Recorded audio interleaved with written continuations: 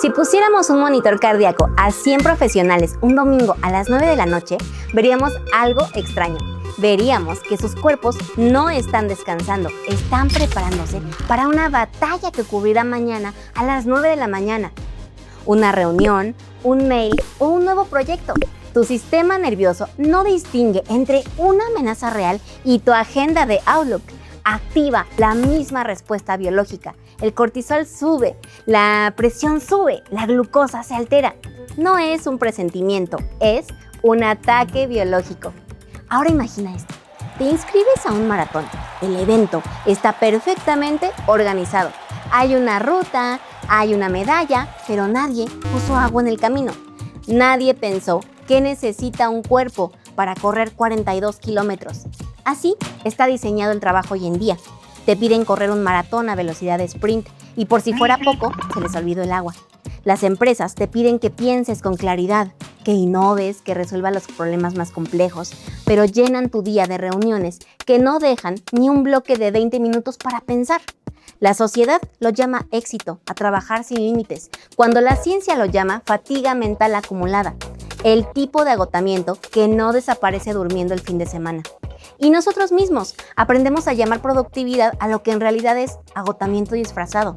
El maratón está diseñado, pero nadie planeó el agua. Y la pregunta que nadie hace es ¿por qué? Pasé 15 años viendo a gente brillante apagarse bajo presión, en proyectos imposibles, en agendas diseñadas como si el cerebro fuera una máquina sin límites. Hasta que una noche encontré la investigación que lo explicaba todo. Y no pude parar de leer. Tratamos a nuestro cerebro como una máquina sin límites, cuando es un órgano con reglas claras y un código mental que nadie nos enseñó a leer. Por eso diseñé Workalovers, un espacio que traduce la ciencia del trabajo y la hace irresistible. Cada semana elijo una pregunta que nadie más se atreve a hacer y la profundizo hasta donde haga falta, con neurociencia, con historia, sociología, los datos duros o la tecnología que está reescribiendo las reglas. No importa de dónde venga la respuesta, importa que resuelva lo que tú sientes. Pero hay algo que me preocupa más. Hay una generación entera de profesionales brillantes que cree que el problema son ellos. Y tal vez tú mismo crees que el problema eres tú, que si te agotas es por falta de fortaleza, que si caes en autosabotaje es por falta de disciplina. Y hay otra generación que está llegando al mundo laboral ahora mismo, con más presión que ninguna otra. Esa generación merece empezar desde otro lugar, con un futuro del trabajo que no esté construido sobre el agotamiento. Ese futuro es posible y creo que podemos construirlo juntos. Y no puedo hacerlo sola. Por eso quiero que me digas qué preguntas tienes.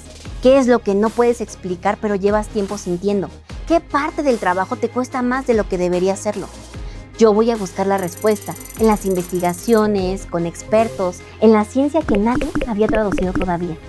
No puedo prometerte que siempre la voy a encontrar, pero sí puedo prometerte algo, que cuando la encuentre vas a sentir que alguien por fin te explica algo que llevas años sintiendo.